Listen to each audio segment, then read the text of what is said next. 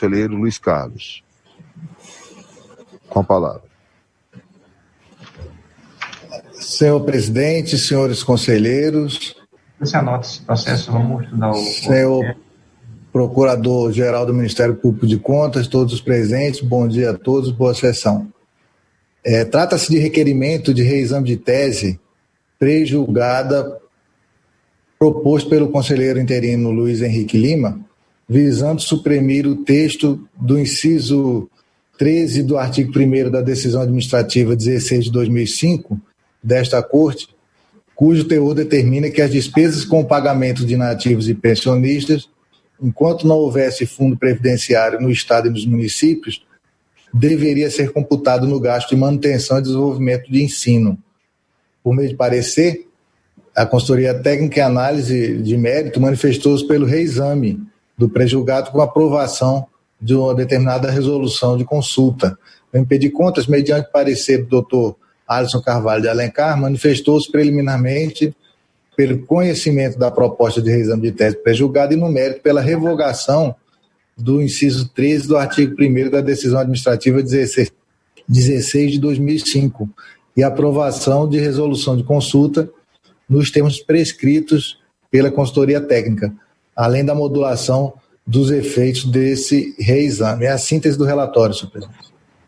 Discussão. Encerrada a discussão, em votação.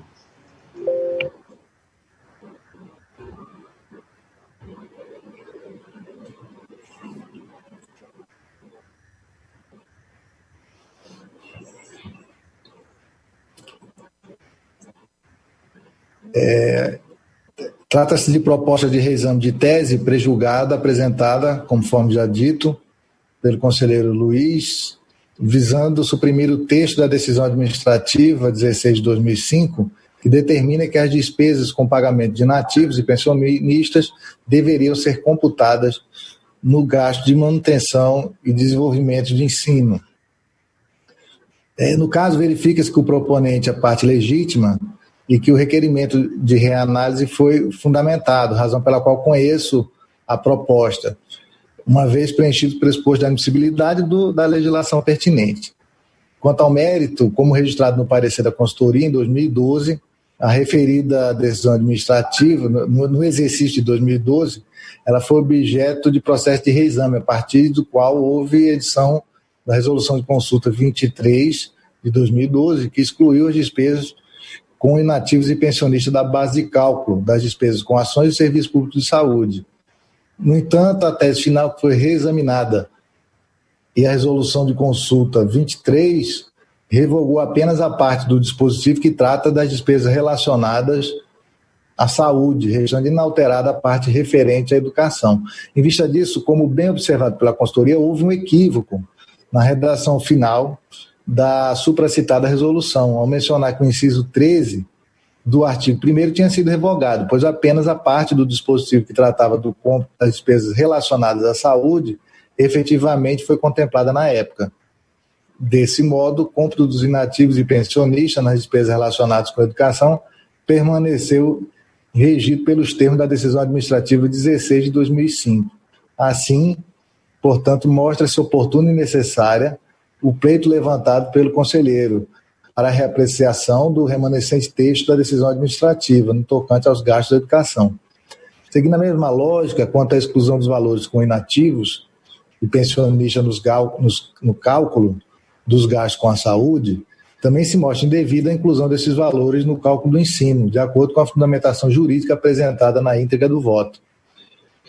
Regra de transição. Ainda da análise dos autos, verifica a necessidade de uma modulação dos efeitos da revogação desse inciso 13 do artigo 1º da referida decisão, pois, como bem destacado pela consultoria técnica, vai ter reflexos dela nos processos de contas anuais do governo apreciados por esse tribunal.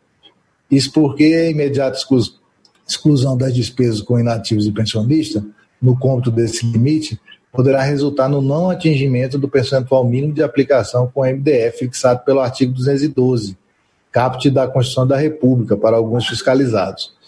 Em vista disso, para que o fiscalizado não seja surpreendido com a mudança de entendimento em respeito à segurança jurídica e à proteção à confiança legítima, entendo prudente fixar a regra de transição para cumprimento da tese revisada nesse parecer, motivo pelo qual acolho a sugestão ministerial no sentido de que a aplicação da resolução de consulta acima proposta passe a ser aferida a partir das contas anuais de governo de 2021, que serão apreciadas em 2022. Por fim, para fim de registro, é oportuno contextualizar o cenário jurídico nacional sobre o Fundo de Manutenção e Desenvolvimento de Ensino. O Fundeb foi instituído pela Emenda 53 de 2006, cuja vigência termina em 31 de dezembro de 2020. Até o momento, tramita no Congresso 3 PECs que almejam dar continuidade ao Fundeb, com o aperfeiçoamento possível do seu modelo de financiamento. Vista disso, o TCU analisou, relatoria do ministro Nardes, relatório de auditoria operacional realizada com o objetivo de avaliar o modelo atual do Fundeb e identificar riscos e oportunidades de melhoria na concepção, operacionalização e accountability do novo fundo que vier a ser instituído a partir de 2021.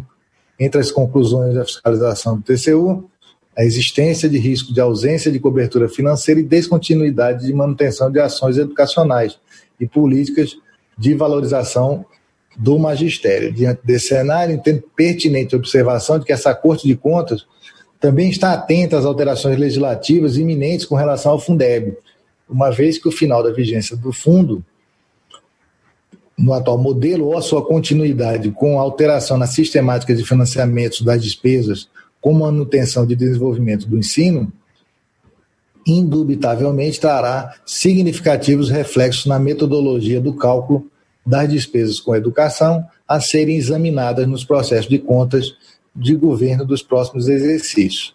Por toda a fundamentação assim exposta, em consonância com o parecer 2125 de 2020, subscrito pelo Procurador-Geral de Contas, Alisson Carvalho de Alencar, voto pelo conhecimento do presente reexame de tese prejulgada e, no mérito, pela revogação do inciso 13 do artigo 1º da Decisão Administrativa 16 de 2005, com a consequente aprovação da resolução de consulta nos termos propostos pelo parecer 6 de 2020 da Consultoria Técnica, cuja aplicação somente poderá ser exigida na análise das contas anuais de governo de 2021, apreciadas em 2022, de acordo com a seguinte redação.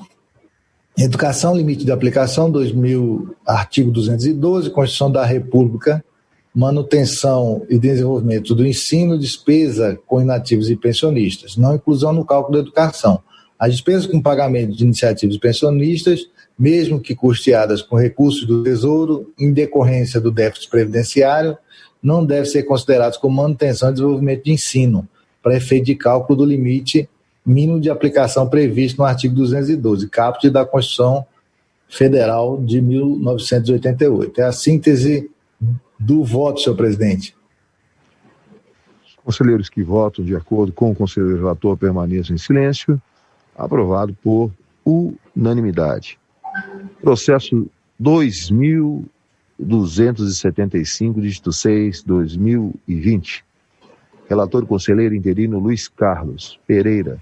Resolução de consulta 3/2020 por videoconferência.